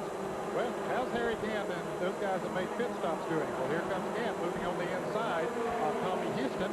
We see Michael Waltrip and Dale Jarrett back there. They came out of the pits running 18th and 19th, but now Gant has moved up to 10th already. Back up front, battle now for second spot. That is Jimmy Spencer. The Nick Moroso on Oldsmobile trying to make a move, but he's out of the draft, doesn't have a partner. At speeds of over 180 miles an hour. That is Earnhardt and Phil Parsons with Jeff Gordon behind him as they head for turn 3. Well, Spencer caught down on the inside with no drafting partner. And I'll tell you, with these V6s, Jerry, you got to keep those RPMs up, and that's what that second groove will allow you to do. And it's tough down on the inside to pass. And here's battle back in the pack as Dale Jarrett makes it 3 wide coming into the turn. They were 4 abreast there for just a moment. And now Jarrett tries to take the measure of Michael Waltrip going into the turn, and looks like he gets it as Michael Waltrip, Hud Strickland, and Dale Jarrett all trying to come back up through the pack after making pit stops during that caution. This track 100 feet in width, and that's what's so conducive to this 3 and 4 wide racing in Winston Cup and Busch Series competition. There's Tommy Houston in the car number 6. Ricky Craven, leading Rookie of the Year contender in Busch Series competition, last year's Busch North champion. Tommy Houston in the Rose Store Oldsmobile, car number 6. And there's Chuck Down, former Busch Grand National champion. Chuck's had a tough year this year. He has run well in the ST Pontiac, but he's just had a lot of tough luck. That's an Oldsmobile Chevrolet and Pontiac back there. And Jerry, now we only have 21 cars in the lead lap as Darrell Waltrip has taken the Western Auto Chevrolet to the garage area. And back up front, you see this battle for second spot. Phil Parsons just can't quite get the measure of Earnhardt, and now that on the bottom of the track, he may not be able to have the momentum here. Yes, he's coming back strong. Out of turn 4, they nearly touch. Phil Parsons, the Purex detergent Oldsmobile, but it's Earnhardt and Jeff Gordon, and Parsons needs a little bit of drafting help. Yes, he does, Jerry. It's tough down there without a helper. And while they were running side by side, look how far Todd Bodine was able to pull out front. But Earnhardt knows what groove he needs to stay in, and he's staying right there in that groove. But Jeff Gordon really putting the pressure on him. Jimmy Spencer now moves into 4th. Parsons falls back to 5th, but Bill Elliott now trying to move on the inside of him as Elliott has the momentum coming off the turn. Elliott reaches by on the inside and will take the spot away. Now here comes Jeff Gordon down on the inside of Dale Earnhardt. The Ford, ooh, they touch a little bit coming off the turn. They touch again. Earnhardt was not about to give the position away. He said, young man, you need to learn a little more about the speedways before you're going to pull up in front of me. Because he hadn't quite cleared him, and Earnhardt said, well, I can let him go or I can tap him and give him a little bit of a wide-eyed grip there. That's part of the lesson that Benny Parsons was talking about at the top of the show. And Jeff didn't want to mess up there. He decided just to back off a little bit and let Earnhardt have the position back. Now, a couple of years from now, it might have been a different outcome with Gordon having a little more experience, but Earnhardt able to hold the position. Jimmy Spencer, the car number 20. The 11 is Bill Elliott. Then comes Phil Parsons. 4th, 5th, and 6th. 6 cars in this lead draft. And it's a couple of seconds back to Ken Schrader, who is running in 7th place, and Harry Gant in 8th.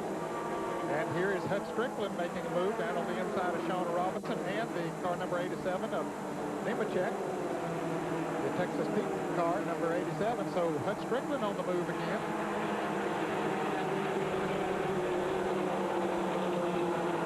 There's Harry Gant and Kenny Schrader.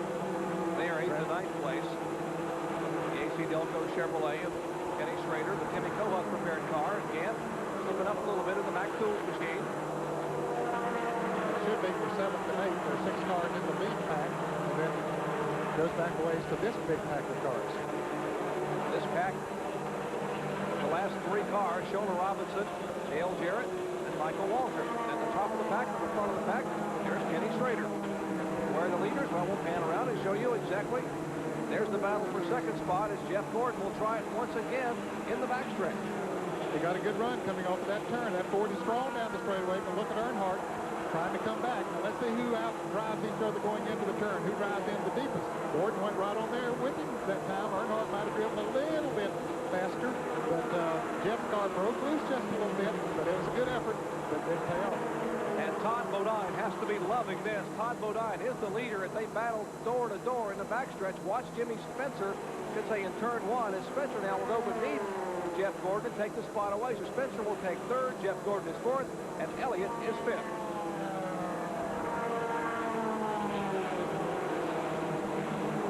That is second, third, fourth, fifth, and sixth right there. But the leader, the fellow they're chasing, is the Hungry Jack Chevrolet of Todd Bodine as laps are winding down at Michigan. Back with more after this.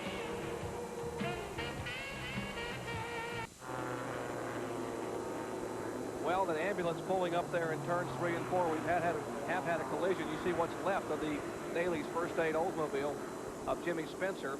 Jimmy Spencer has walked out of the car, walked down to the grass, and just climbed in the ambulance. It's required by NASCAR, and it's a good requirement that if a driver does come into contact with a wall, he must take a ride to the infield care center to be checked out. And that's Jimmy Spencer, two-time winner this year, won at Myrtle Beach and in Orange County just a week ago, driving for Dick Moroso.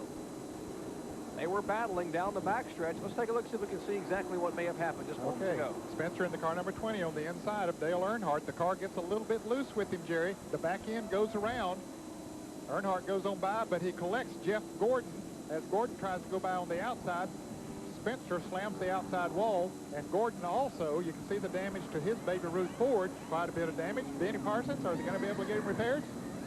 I don't know, Ned. They changed the right side. They tried to beat the spoiler up where you'll have at least have some spoiler. Now Bill Davis is trying to get the quarter panel jerked out a little bit. They had changed 4 tires on the car. There's some damage to the rear. We see the rear of the car down. That's going to keep the spoiler down out of the airstream. That's certainly going to hurt the car's handling characteristics in the corner. Yeah, I would think so. Most of the sheet metal damage seems to be to the left side as Spencer went up and hit him. And you can see a little bit of damage there as he clipped the outside wall as well when he was knocked up in there. But you see the damage to the rear of the car that Benny was talking about too. And yeah, that'll affect the handling qualities of it. We'll take another look at it. Once again, the car number 20 of Jimmy Spencer getting a run on Dale Earnhardt on the inside of turn 3. Spencer's car just begins to slip and slide. The rear end goes around, and Gordon does a masterful job to try to get above him. And Spencer tags the wall with the front end and then with the rear end. Once again, a different angle. There they are, side by side, Earnhardt and Spencer. Spencer's car getting loose. All of a sudden, the back end goes around, and here comes Gordon. Spencer clips Gordon, knocks Gordon up into the wall just briefly, and Spencer slams hard into the wall. A little bit of fire there, but he goes out pretty quickly. Let's check into the Benny Parsons, who's in the Jeff Gordon pit. Benny? You know, Jerry, we talk about flat spotting tires and causing vibrations and what have you. Here's what we're talking about when we say flat spotted tire. When you spin these cars at 180 miles per hour and slam on the brakes and this tire stops as it slides across the pavement, it just simply wears through the tire into the air. You see, there's nothing there except the inner liner that's in there. And fortunately, that's there because that enables them to drive the car back to the pits without too much damage, which this is a flat spotted tire, folks. And it almost looks like the soles of your shoes, Benny. I've seen those shoes after you've had a couple of shots at running to the buffet in the afternoon. So, but you don't wear radials, do you? No, I'm on bias ply, as a matter of fact. And hey, he's back in. Let's see what they're doing this time. They're putting some tape on the rear of the deck lid to keep the air from going in the deck lid, blowing it off. They got black tape, they got white tape, and they got red tape. I don't know exactly why they got all that. They're also bending the spoiler up more, trying to get the spoiler up in the airstream. Once again, we can see how the rear of the car is bent down probably 5 or 6 inches, and that gets the rear spoiler down to the point that it's not very effective. Bill Davis put more and more tape on there, trying to keep the deck lid on. Okay, guys, he's gone. I'm done. That's Bill Davis, Elton Sawyer. You see the back end of that one bent. The front of this one has been pretty much wiped out. Unfortunately, Jimmy Spencer is okay. Caution flag for the 5th time today. Back with more green flag action after this. And as promised, you won't miss a thing. The Pontiac safety car pulls away, and we're set for more green flag racing action. It'll be 84 laps, 85 this time as they work lap 86 here in Michigan. Car number 7 of Barry Gant pulled out on the inside inside of Bill Parsons. Bill got off to a little bit of a slow start there. There goes Hudson Strickland and Dale Jarrett going by. Gant now has moved up to 4th, Hutton to 5th, and Jarrett to 6th. So Bill drops back to 7th place. Boy, he's had a great run today. That's your right, Outstanding effort. Remember, back in August a year ago, we saw one of your relatives, Ned, Dale Jarrett, keep us excited all afternoon, and now it's one of Benny's relatives. His younger brother, Phil, has brought some excitement. How about Hutch Strickland right now, making a move inside of Harry Gant? Drove right down on the inside of Harry and took the position. Here comes Jarrett. He's got to run on turn 4. He wants to pass 2, but no, he said the Ken don't have the momentum. I'll stay behind him till we get to the turn and see what happens then.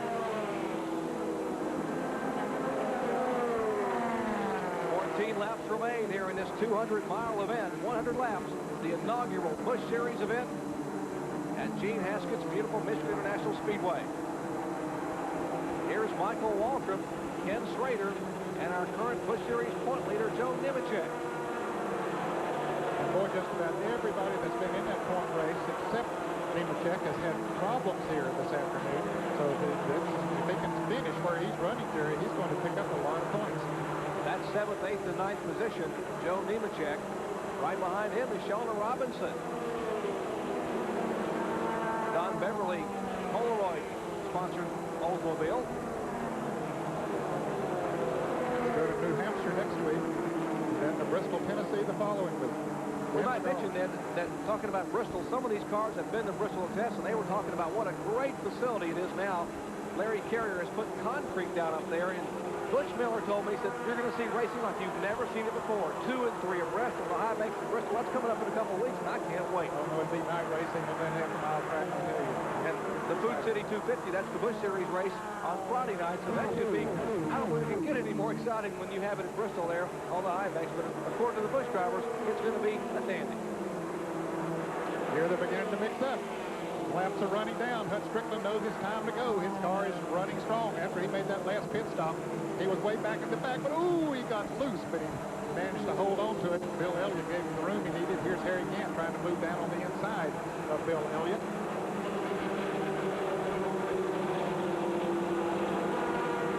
Hutch Strickland driving for Mac Martin, the Stanley Tools sponsored car. Car 92. Now here's Dale Jarrett. He don't know whether to follow Gant or Elliott. He decides to follow Elliott. We'll see if that's going to be the smart move. Door might close on him up there. No, Gant pulls back on the inside of Bill Elliott.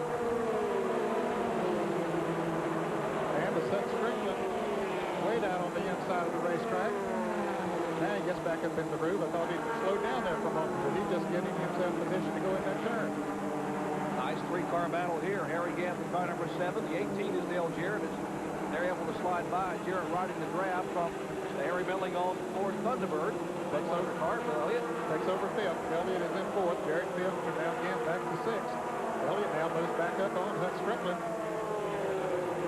As the laps are winding down, we'll take one quick break and come back with the finish here of this exciting Detroit Gasket 200 from Michigan International Speedway. Todd Bodine leads with 10 laps to go.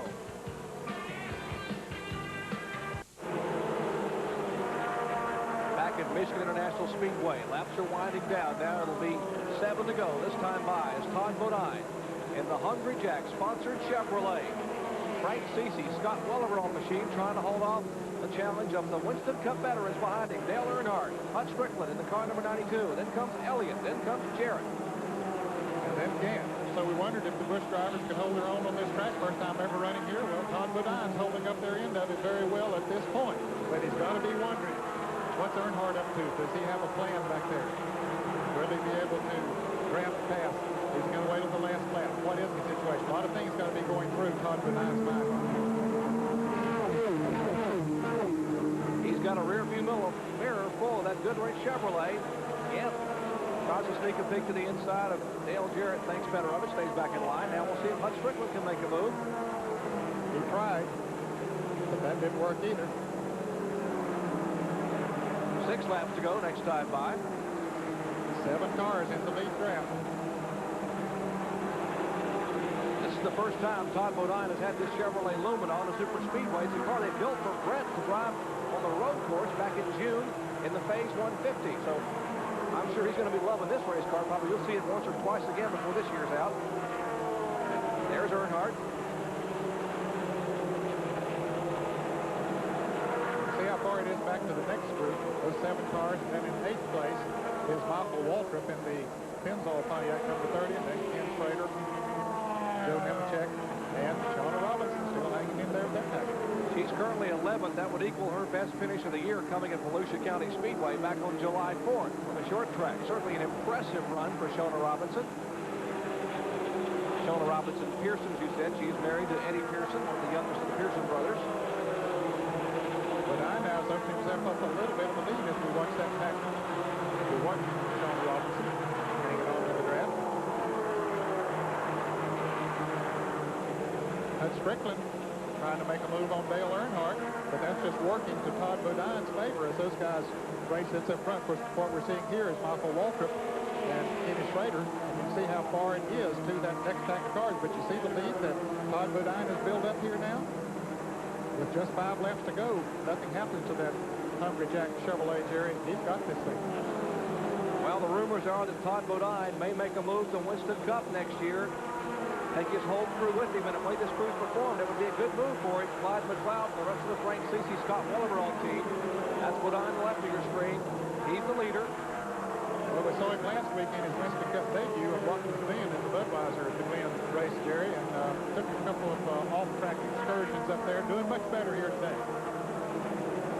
Only his second full year on the tour. 4 laps to go.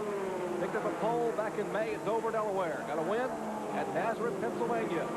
His first career win came last year at Dover, so he has 2 wins. There's his 1 win this season coming up at Nazareth.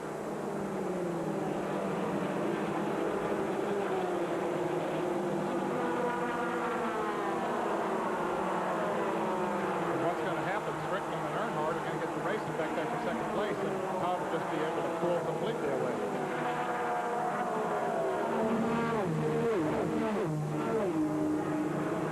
Harry Gant moving up on the outside of Dale Jarrett. Dale's car is pushing, coming off the turns pretty badly. And again, got a good run on it, moved around. Here's Hunt now, making that move that we predicted, down on the inside of Dale Earnhardt. And that's going to work to Todd Bodine's advantage as they race side by side. That's going to let him pull away a little bit more. Down the back straightaway, 2,242 feet, and into the turn 3. And you see Bill Elliott sitting back there watching and waiting. I'm not sure he wants to get too close to what's happening in front of him. There's Elliott, the right side of your picture. He's keeping a close watch, staying back far enough that he can dodge anything that might have happened, but Hunt made a good clean pass. And has taken over second position now. But does he have enough time to catch Todd Bodine? Does he have enough car to catch him? 2 laps to go. And Hud Strickland is coming. He is pulled by 4 car lengths in front of Dale Earnhardt. And he has cut the margin in half on Todd Bodine. It'll be white flag this time for Todd Bodine.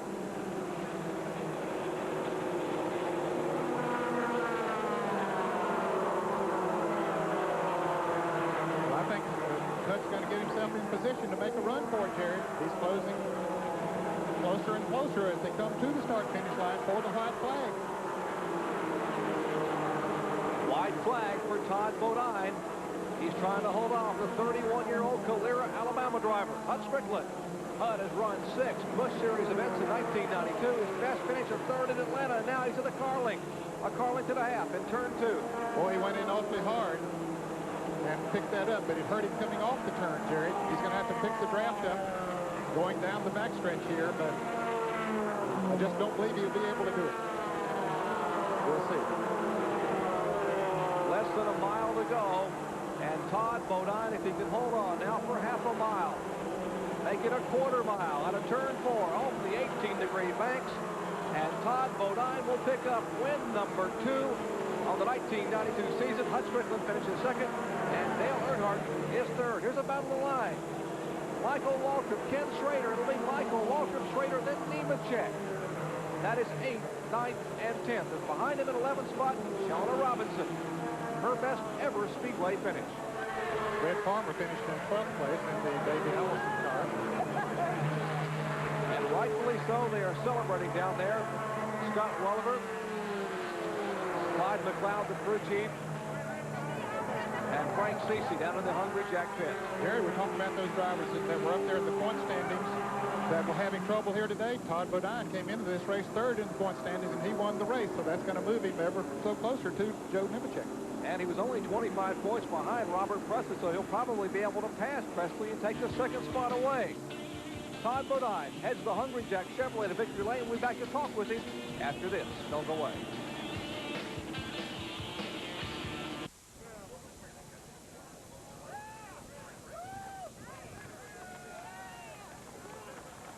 Let's go down to victory lane as Todd Bodine climbs out and waves at this crowd. He's with John Kernan.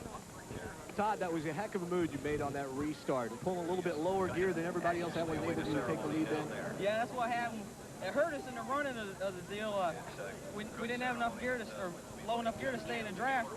Once I got in front, I could run my line. I could keep it running, and it was really good. You know, I'd like to dedicate this to Clifford Ellis. Good friend for all of us. Todd, back on the race on the track the last few laps, you had Hutt filling up your mirror. You also had Earnhardt in there, but you just kept driving your line. Did your crew, your spotter, your big brother Jeff keep reminding you of that? Yeah, Jeff kept telling me, you know, that's a good corner. That was a bad one. Try to do that one again. You know, Earnhardt and Hutt were back there. I was praying they'd get racing each other, and that's what they did a little bit. It just gave me enough breathing room. Then when Hutt got by him, I knew Hutt was fast, and I'm glad there was only 2 laps left. That's Todd Bodine, the winner, and I would dare say this is probably the biggest win. Oh, wait a minute, you got something else? I got to say hello to everybody in Hungry Jack from Minneapolis. iBox Springs, they're here, their first race with us. All our sponsors, it's just great to be here. That's Todd Bodine, the winner, Jay. And he gets a big hug and a kiss from down in victory lanes. Todd Bodine, and Ned, the score stands after 11 Speedway events. The Busch regulars 8, and the Winston Cup guys just 3. As I said, they're there. Outstanding effort for that young man, 28 years of age. We'll be back with more from Michigan International Speedway. Impossible to get a chance to talk with a young man, Phil Parsons, who had an outstanding effort here today. Back at Michigan after this.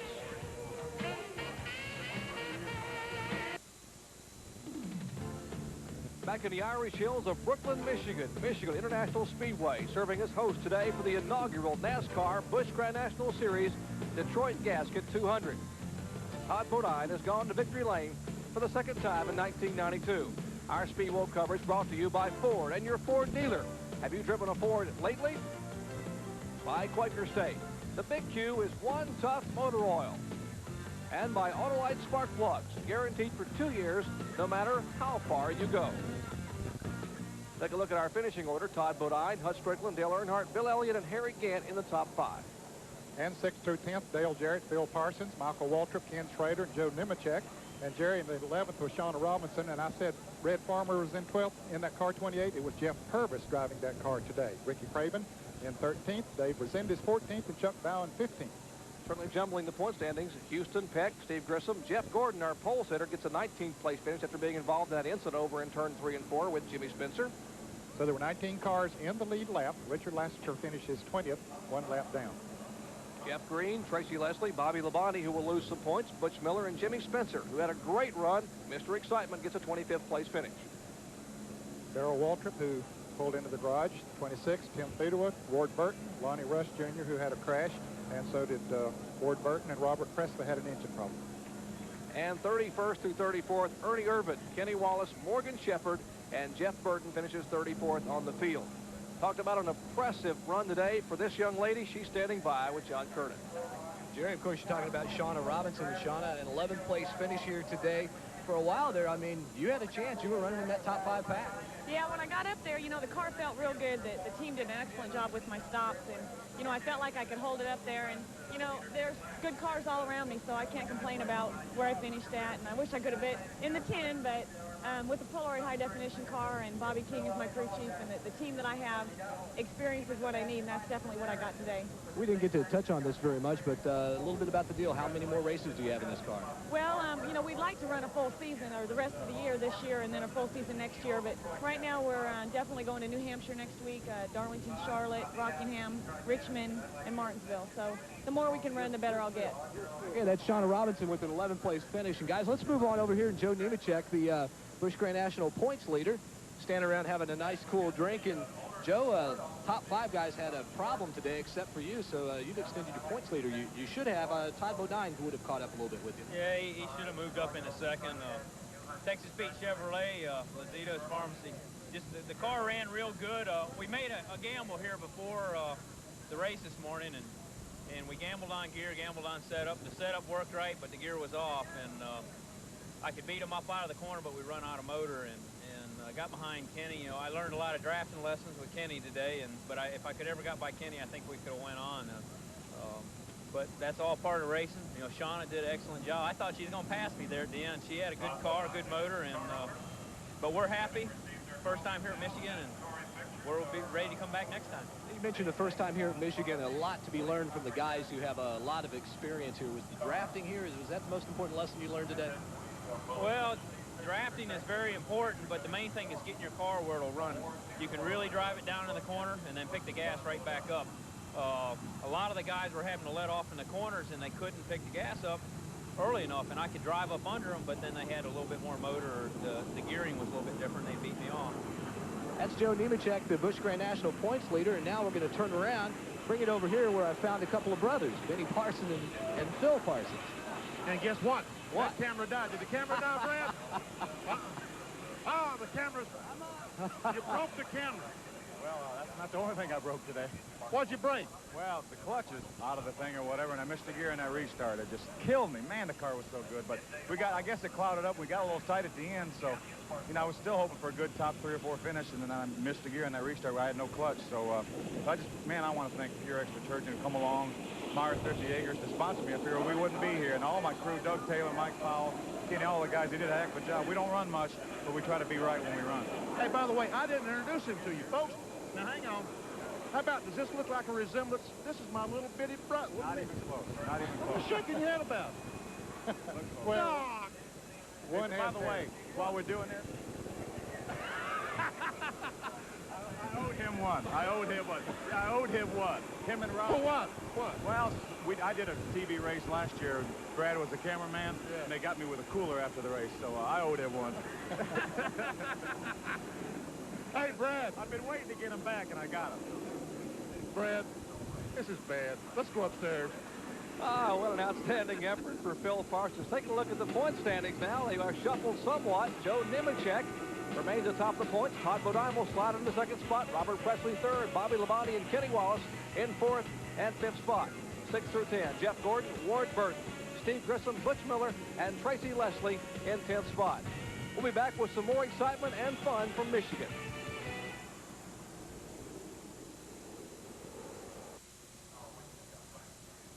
Back in Michigan, the NASCAR Busch Grand National Series event is history. Todd Bodine, we should say, has won the event. Let's check in once again with Benny Parsons. Jerry, I'll introduce my guest this time. It's Morgan Shepherd, driver of the Citgo Ford. You were in the race today, went up, started the front, got to the front almost, and what happened? Well, our Citgo Thunderbird started missing coming off the corner, Benny, and we're not running points or anything, so we just pulled it in.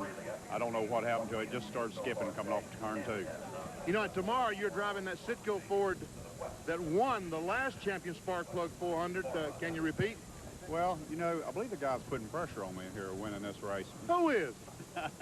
Not me. I wouldn't do anything like that. But the car won the race. Remember that? You remember that, son? Hey, I remember that. I was running good here, and we had spark plug problems.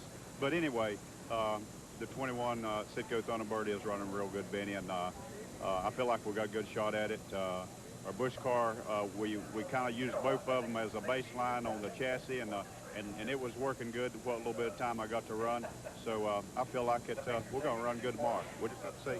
How about tomorrow? Who's going to be the most serious contenders tomorrow for the checkered flag? Hey, I tell you what, there's at least 10 cars out there. You know, it wasn't quite that many in the Busch, but in the Winston Cup, there's going to be 10 cars that's going to be in a string. You mean the race tomorrow is going to be better than today's race? The race tomorrow is going to be better than today. It's just they're so close. They're so fine-tuned. I don't believe it, guys, but we'll see tomorrow. Exactly, Benny Parsons. Tomorrow at 12:30 p.m. Eastern Time, we'll see live flag-to-flag coverage of the Champion Spark Plug 400. One of the most exciting finishes we've had in recent Winston Cup history. Happened a year ago tomorrow. Stay tuned for our flag-to-flag coverage with Bob Jenkins and all the Speed World crew. Coming up, Driftway ATP Challenge Tennis from Mason, Ohio. today and tomorrow at 4:30 p.m. Eastern Time. And then from horsepower to hook power, Budweiser racing across America, the Alabama Stakes from Saratoga Springs at 6 p.m. Eastern Time. Once again, the crew celebrating on pit road, and rightfully so, as young 28 years of age, Chemung, New York native Todd Bodine has taken his Hungry Jack Chevrolet to victory lane in the inaugural Busch Grand National Series event, the Detroit Gasket 200 at Michigan International Speedway. For John Kernan and Benny Parsons and Ned Jarrett, I'm Jerry Punt saying congratulations to Todd Bodine and so long from Michigan.